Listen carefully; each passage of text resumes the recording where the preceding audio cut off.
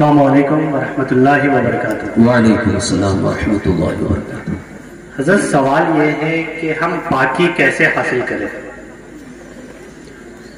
سوال تو بڑا تفصیل طلب ہے، یعنی اس کا جواب بہت تفصیل طلب ہے۔ میں بہت مختصر انداز میں پاکی کے دو طریقے آپ کو بتانا چاہوں گا۔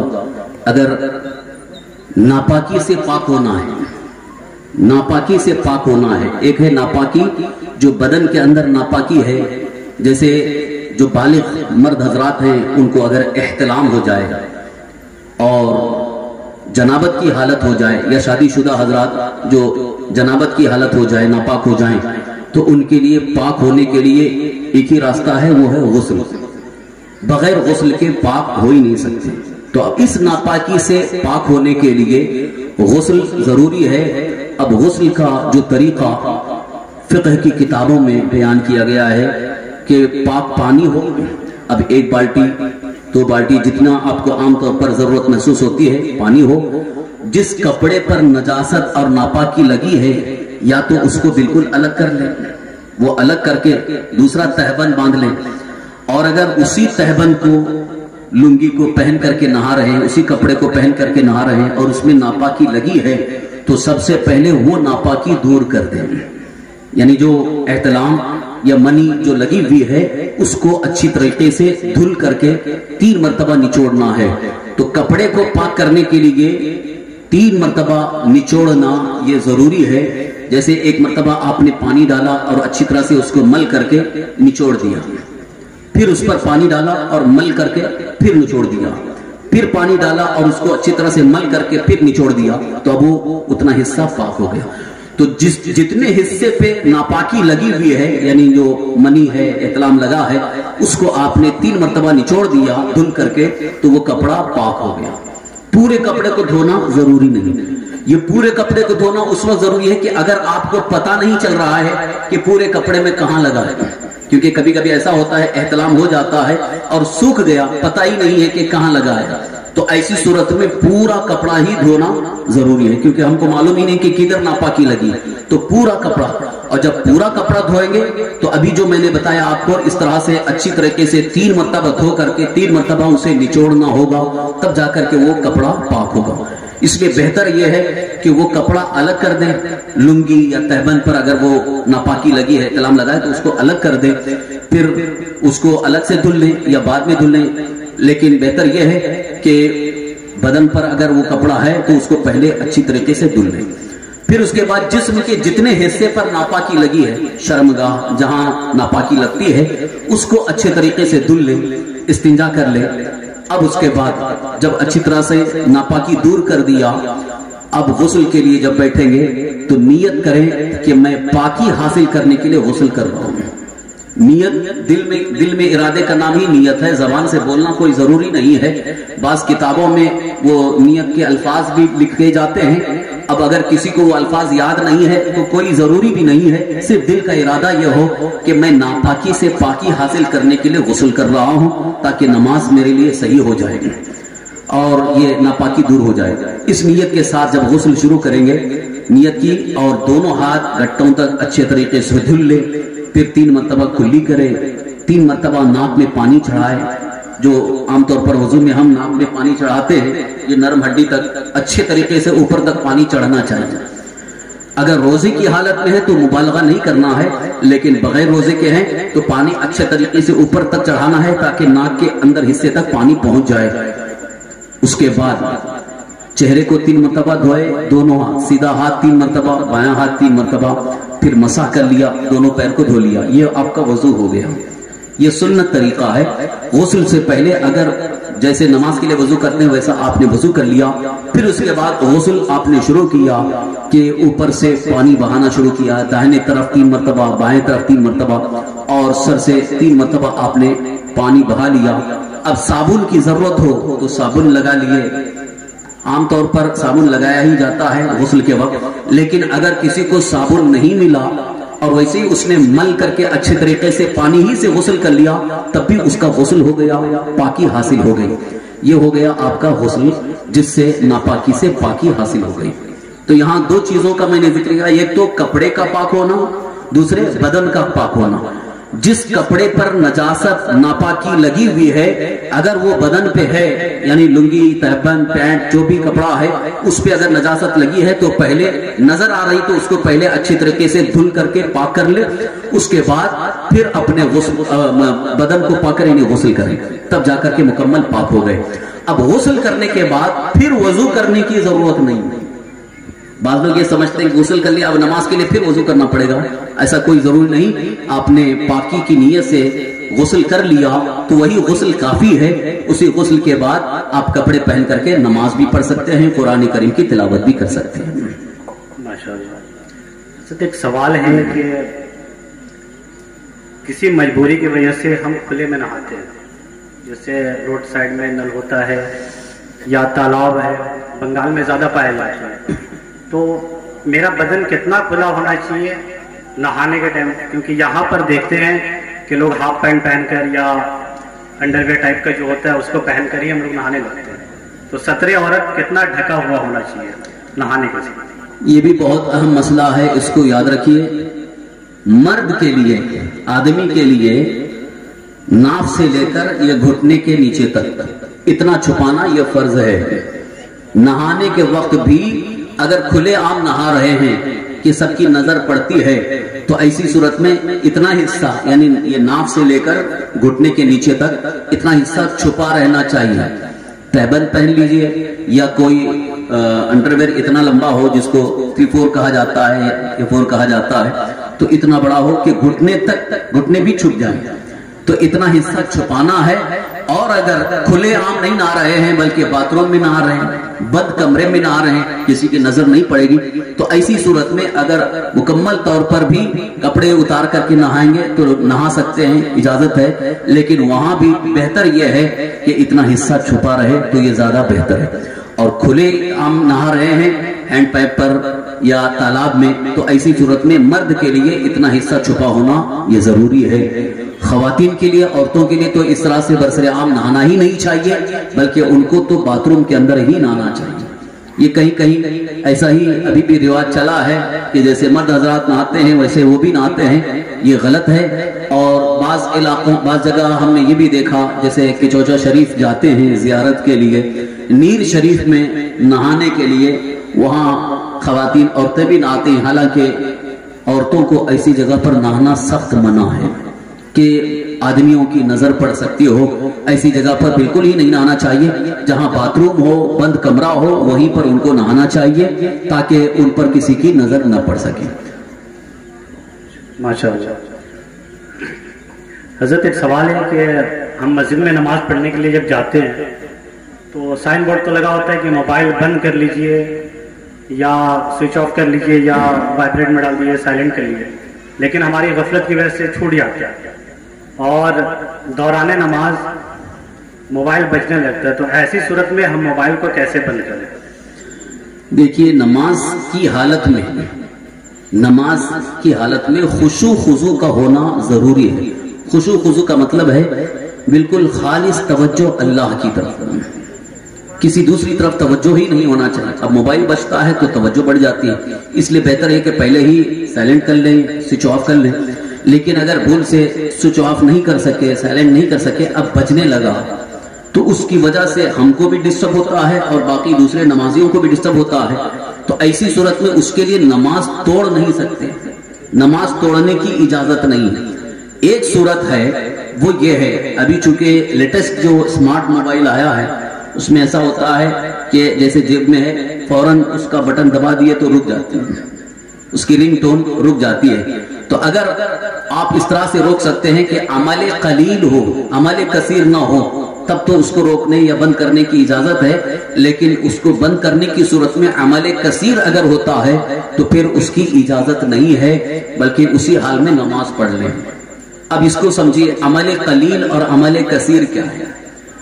नमाज की हालत में नमाज के अलावा किसी दूसरे काम में मसरूफ हो जाना, मशगूल होना, इतनी मिकदार कि जितनी मिकदार में 3 तस्बीह पढ़ी जाए, यानी सुबहान अल्लाह सुबहान अल्लाह सुबहान अल्लाह, 3 तस्बीह की मिकदार अगर किसी दूसरे काम में मशगूल हो गए तो उसकी वजह से नमाज फासिद हो जाती है। نماز ختم ہو جاتی ہے، یعنی اب وہ نماز نہیں ہوئی. تو اس لیے عمل کثیر کی اجازت نہیں. کبھی کبھی کچھ لوگ کھجلانے کی کوشش کھجلاتا ہے، جیسے سر کھجلا رہا ہے بدن، تو کھجلاتے کھڑے ہو گئے، تو اس میں عمل کثیر ہو جاتا ہے. دور سے دیکھنے والے کو ایسا محسوس ہو رہا ہے کہ وہ نماز میں نہیں ہے، تو اس کو بعض علماء فرماتے ہیں کہ وہ عمل کثیر ہے. لیکن اس کی مقدار یہ ہے کہ اگر 3 تسبیح سے زیادہ مقدار تک کھجلاتا رہا یا کسی دوسرے کام میں مصروف رہا تو اس کی وجہ سے وہ عمل کثیر ہوا اور اس کی وجہ سے نماز فاسد ہو جاتی ہے. تو اب موبائل بند کرنے میں اگر 3 تسبیح کی مقدار ہو جاتی ہے تو پھر اس کی اجازت نہیں ہے، وہ عمل کثیر ہو جائے گا، اس سے نماز فاسد ہو جاتی ہے. لیکن عمل کثیر نہیں ہوگا، بلکہ صرف ایسا بند کر دیا پھر نماز میں مصروف ہو گیا، تو یہ عمل قلیل کی اجازت ہے. لیکن عمل قلیل بھی ایک رکن میں صرف 2 ہی بار کر سکتے ہیں. 3 بار اگر کرے گا تو پھر وہ عمل کثیر میں آ جاتا ہے، اس لیے 2 ہی بار تک اس کی اجازت ہوگی. ایک سوال آیا ہے، کوئی مسلمان منہ کے اندر گٹکا رکھے ہو اور وہ جانور کو ذبح کرے، تو منہ میں گٹکا رکھے ہوئے شخص کا ذبح کیا ہوا جانور، اس کا گوشت کیسا ہے اور اس کا کھانا کیسا ہے؟ پہلی بات تو یہ ہے کہ یہ گٹکا انتہائی مضر اور نقصان دہ چیز ہے، اس کو نہیں کھانا چاہیے. کسی کو بھی اپنے آپ کو نقصان پہنچانے کی ہماری شریعت میں اجازت نہیں ہے. یہ نقصان پہنچانے والی چیز ہے، تکلیف دہ چیز ہے، اس سے پرہیز کرنا چاہیے. اب اگر کوئی جانور ذبح کرنے والا اگر وہ بسم اللہ اللہ اکبر نہیں پڑھا، بسم اللہ اللہ اکبر جان بوجھ کر کے چھوڑ رہا ہے، تو پھر اس کا ذبیحہ جائز نہیں ہے، وہ ذبیحہ کھا نہیں سکتے. لیکن اگر بھول کر کے چھوڑ دیا لیکن دل میں اس کے تھا، صرف زبان پہ اس نے ذکر نہیں کیا، تو اس کے ذبیحہ کے بارے میں علماء فرماتے کھا سکتے ہیں. لیکن یہ گٹکا منہ میں رکھنے کی وجہ سے چھوڑ رہا ہے، تو اب یہاں دونوں صورتیں ہو سکتی ہیں. جان بوجھ کر کے چھوڑ رہا ہے تب سے اس کا ذبیحہ ہی جائز نہیں ہے، اس کو کھانے کی اجازت نہیں ہے. حضرت ایک سوال آیا ہے لگتے ہوئے مسائل میں سے کہ کوئی شخص اگر حضرت امیر معاویہ رضی اللہ تعالی عنہ کو صحابی نہ مانے تو اس کا کیا حکم ہے؟ یہ ایمان و عقیدے سے تعلق رکھنے والا بڑا ہی اہم سوال ہے. عقائد اہل سنت، معمولات اہل سنت سے عقائد اہل سنت میں یہ بھی ہے اللہ کے حبیب سرور کائنات صلی اللہ تعالی وسلم کے جتنے بھی صحابہ ہیں، ادھر توجہ کیجیے، بہت اہم مسئلہ ہے، چونکہ ابھی اس وقت اس کے متعلق بہت بڑا فتنہ اٹھا ہوگا، اس فتنے کا جواب دے رہا ہوں. ہمارے آقا حضور سرور کائنات صلی اللہ تعالی وسلم کے جتنے بھی صحابہ ہیں، صحابی کسے کہتے ہیں؟ جنہوں نے ایمان کی حالت میں حضور صلی اللہ تعالی وسلم کا دیدار کیا اور ایمان ہی کی حالت میں دنیا سے رخصت ہوئے، وہ صحابی کہلاتے ہیں. صحابی رسول، ہر صحابی ایمان والے ہیں، عادل ہیں، اور ان کے مومن ہونے، ان کے عادل ہونے، ان کے متقی پرہیزگار ہونے پر ہمارا پورا ایمان ہونا چاہیے. ہر صحابی عادل ہیں، یعنی متقی پرہیزگار ہیں، مومن ہیں. اور سرکار دو عالم صلی اللہ تعالی وسلم نے ہر صحابی کے بارے میں یہ ارشاد فرمایا، اصحابی کالنجوم بأیہم اقتدیتم اہتدیتم. میرے صحابہ ستاروں کی مثل ہیں، ان میں سے جن کی بھی پیروی کرو گے ہدایت پا جاؤ گے. ہر صحابی کے بارے میں حضور نے مخصوص نہیں کیا بلکہ سارے صحابہ کو اس میں حضور نے شامل فرمایا. اصحابی کالنجوم، میرے صحابہ ستاروں کے مثل ہیں، ان میں سے جن کی بھی تم اقتدا کرو گے، پیروی کرو گے، فالو کرو گے، ہدایت پا جاؤ گے. اور قرآن مقدس میں اللہ رب العزت کا فرمان عالی شان ہے. رب ارشاد فرماتا ہے وَكُلًّا وَعَدَ اللَّهُ الْحُسْنَى، ان سب کے لیے ہم نے جنت کا وعدہ کیا. اور ان کے متعلق قرآن پاک میں اللہ تعالیٰ نے یوں ارشاد فرمایا رضی اللہ عنہم ورضوا عنہ، اللہ ان سے راضی ہو گیا اور وہ اللہ سے راضی ہے. تو سارے صحابہ کرام کے متعلق قرآن کریم کی روشنی میں، احادیث کریمہ کی روشنی میں یہ عقیدہ رکھنا اہل سنت و جماعت کا یہ عقیدہ ہے کہ سب کے سب عادل ہیں، متقی ہیں، پرہیزگار ہیں اور صاحب ایمان ہیں. معاذ اللہ ثم معاذ اللہ गुमराहियत की तरफ किसी को मंसूब नहीं किया जा सकता, और उनके जो कुछ भी मामलात हैं अल्लाह ने सब कुछ उन्हें बख्श दिया, उनके सारे मामलात को अल्लाह ने बख्श दिया। और हम में से किसी को भी उनकी हयात तय्यबा के मामलात, उनके इख्तलाफात या उनके जो सियासी मामलात हैं उस पर उंगली उठाने या तनकीद करने का किसी को भी मौका नहीं दिया गया, न इसकी इजाजत दी गई। अगर कोई शख्स हजरत सैयदना अमीर मुआविया रज़ियल्लाहु अन्हु जो कि सहाबी रसूल भी हैं और बड़ा अजीम शर्फ भी आपको हासिल है कि आप उम्मत के मामू भी हैं। आपको ये रिश्ता मालूम है? सरकार दो आलम सल्लल्लाहु अलैहि वसल्लम की ज़ौजे मोहतरमा हजरत सैयदा उम्मे हबीबा रज़ियल्लाहु अन्हा, हुजूर सल्लल्लाहु अलैहि वसल्लम की जो अज़वाज मुतहरात हैं, बीबियां हैं, उनमें हजरत उम्मे हबीबा रज़ियल्लाहु अन्हा, उनके भाई हजरत अमीर मुआविया। और हुजूर सल्लल्लाहु अलैहि वसल्लम की अज़वाज मुतहरात के लिए कुरान में अल्लाह ने क्या फरमाया? सब मोमिनों की मां है, उनको उम्मुल मोमिनीन कहा गया। उम्मुल मोमिनीन यानी मोमिनों की मां है। हम सब मोमिनों की मां हजरत हबीबा उम्मे हबीबा रज़ियल्लाहु अन्हा, उनके भाई हजरत अमीर मुआविया रज़ियल्लाहु अन्हु। इसीलिए इस बात पर सारे अहले सुन्नत व जमात का इत्तेफाक है कि वो उम्मत के मामू भी हैं, और सरकार दो आलम सल्लल्लाहु अलैहि वसल्लम ने उनके लिए बड़े फज़ाइल अता फरमाए हैं। लिहाजा उनकी शान में तौहीन और गुस्ताखी करने वाला गुमराह है, गुमराहगर है, बददीन है, बदमज़हब है, लिहाजा उसकी किसी बात का एतबार न किया जाए। वो अहले सुन्नत व जमात के अकायद से खारिज है, और वो बल्कि अगर तहकीक के साथ देखा जाए तो माज़अल्लाह वो कुरान करीम और अहादीस करीमा का मुनकिर है, इनकार कर रहा है। हजरत सैयदना अमीर मुआविया रज़ियल्लाहु अन्हु के हवाले से ये बकवास करने वाला गुमराह है, लिहाजा उसकी बातों पर किसी तरह से तवज्जो न की जाए। माशाअल्लाह। हज़रत एक सवाल है कि आज नौजवान तबका बिलखुसूस मोबाइल के जरिए गेम खेलता है जो लॉटरी की शक्ल में मिलती है, और उससे वो पैसा कमाता है, तो ये करना कैसा है? पहली बात तो ये है कि ये गेम खेलना ही जायज नहीं है।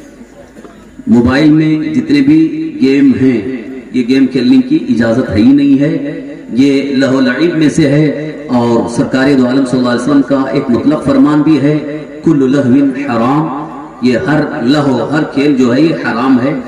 वो जो तीन चीजों की इजाजत हदीस पाक में मिलती है वो आज दूर दूर तक उसकी सूरत भी नजर नहीं आती है। आज जो मोबाइल गेम खेले जाते हैं ये नाजायज है। अब इस रास्ते से जो पैसा कमाता है उसका वो पैसा भी नाजायज है, ये कमाई भी दुरुस्त नहीं है, इससे परहेज करना चाहिए। बंगाल में खास किस्म की लॉटरी चलती है कि नंबर से नंबर मिलाते हैं और उससे पैसा कमाते हैं, तो उस लॉटरी का क्या होगा?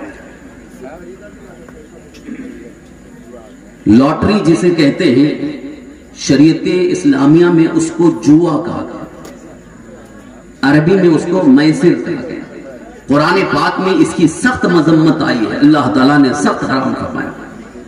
इसको शराब के साथ जोड़ा गया, यानी शराब, जुआ, पांसा फेंकना, ये सब जमाने जाहिलियत में ये सब होते थे, शैतान के अमल हैं, इसको सख्त हराम फरमाया गया है। तो लॉटरी चाहे किसी भी तरीके से किसी भी सूरत की जो आज नजर आती है, हरगिज हरगिज वो हमारे शरीयत इस्लामिया में जायज नहीं है। उसको खरीदना, उसको बेचना, उसके जरिए पैसा कमाना ये सख्त नाजायज है, हराम है। यहाँ पर बात आ गई इसलिए मैं थोड़ा सा इसमें इजाफा करके अर्ज करना चाहूंगा। हराम रास्ते से जो माल कमाता है, हराम कमाई हासिल करके जो रिस्क हासिल करता है, उसकी तो जिंदगी तबाह है, बर्बाद है, और उसकी औलाद भी तबाह और बर्बाद होती है, और वो अपने पेट में जहन्नम की आग को भरता है। दुनिया में भी उसके अजाब की शक्लें जाहिर होगी, और मरने के बाद तो उसके लिए कब्र में भी खतरनाक अजाब होगा, और मैदान महशर में भी अजाब होगा। लिहाजा अल्लाह ताला का उस पर बड़ा कहर है, इसलिए हराम ग़िज़ा हासिल करने से बचने की कोशिश करें। जहां तक हो सके, अगर किसी को नहीं मालूम था और कर लिया, उससे तौबा इस्तिग़फ़ार करके उसको छोड़ दें, उसको खत्म करें। एक आखिरी सवाल है कि आज जिस तरह के हालात हैं कुरान मजीद को लेकर, पूरी दुनिया में, तो हमारे लिए क्या पैगाम है उसका? कुरान मुक़द्दस के हवाले से ये आज की बात नहीं है, बहुत पहले भी इस तरह की बातें हुई हैं। जिसका दिमाग खराब होता है वो कभी कुरान पाक के खिलाफ, कभी हमारे आका सल्लल्लाहु अलैहि वसल्लम के खिलाफ या इस्लामी शरीयत अहकाम के मुतालिक बकवास करता है। मगर याद रखो, ये हक की आवाज है, ये अल्लाह का कलाम है। इसके मुखालिफ, इसके मुकाबिल में जो भी आवाज उठाता है वो तबाह बर्बाद होगा, वो दुनिया में भी जलील और रुसवा होगा, और उसकी तो आखिरत बर्बाद है ही है।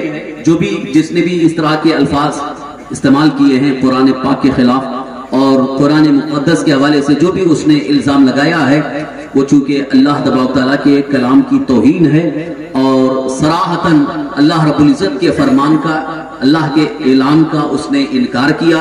क्योंकि कुरान मुक़द्दस में अल्लाह ताला का फरमान है, इन्ना नहनु नज़्ज़लना ज़िक्र व इन्ना लहू लहाफ़िज़ून। इस कुरान को हमने ही नाजिल किया है और इसकी हम हिफाजत फरमाएंगे। अल्लाह ताला ने कुरान पाक की हिफाजत के जिम्मा अपने करम पर ले लिया, लिहाजा न कुरान बदल सकता है न बदला जा सकता है। किसी के अंदर इतनी जुर्रत और हिम्मत ही नहीं है। बड़े बड़े, इससे भी बड़े बड़े तुमार कहां आ गए, बड़े बड़े पहलवान आए, बड़े बड़े हुक्मरां आए, जिन्होंने भी कुरान पाक को बदलने की या उसके मुतालिक कुछ करने की कोशिश की है, वो तबाह हो गए, बर्बाद हो गए, उनका नामो निशान मिट गया। आज अगर कोई एक मामूली गंदी नाली का कीड़ा अगर आवाज उठा रहा है तो उसकी कोई हैसियत नहीं है। मैं आपको ये पैगाम देना चाहता हूँ तहरीक सुन्नी दावत इस्लामी के ज़रिए तमाम, कि आप कुरान पाक को पढ़ने और समझने की और ज्यादा कोशिश करें, कुरान मुक़द्दस पर अमल करने की और ज्यादा कोशिश करो। अगर कोई कुरान को मिटाना चाह रहा है या माज़अल्लाह कुरान को बदलना चाह रहा है, तो आपका अमल बता दे कि हम कुरान का एक हर्फ तो क्या, हम उसके मुतालिक अपनी जिंदगी को बनाने की कोशिश करेंगे, बल्कि कुरान मुक़द्दस ही के मुताबिक हमारी जिंदगी हो सके। अगर हमारी जिंदगी कुरान मुक़द्दस पर अमल करते हुए गुजर जाए तो इंशाअल्लाह कुरान को भी नहीं मिटाया जा सकता है और हमको भी नहीं मिटाया जा सकता है। इसके लिए जो भी कोशिशें हो रही वो सब रायगा जाएंगी, बेकार हैं। आपकी कोशिश ये हो कि हक की आवाज भी बुलंद करें और साथ साथ अपनी अमली जिंदगी से कुरान पर अमल करते हुए इसका मुजाहरा भी करें।